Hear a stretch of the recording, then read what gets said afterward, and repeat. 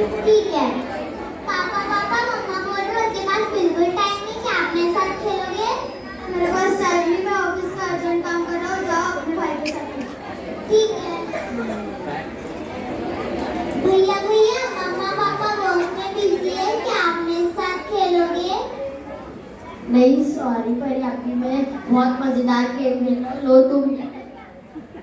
ठीक है। चलो अभी बहुत बोर हो चुकी है, वीडियो गेम खेले?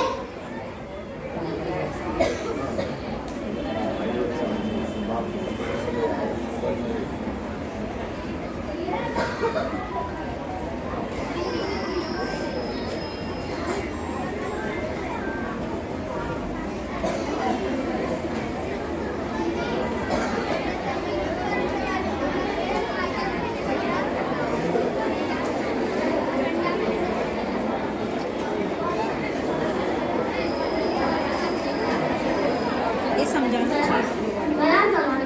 नमस्ते, मैं हूँ प्रीशा। तो आप भी बताइए।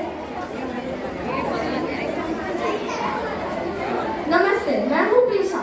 तो आपने देखा नया और पुराना जमाना, तो आप भी बताइए आप किसके साथ हैं, नया या पुराना जमाना?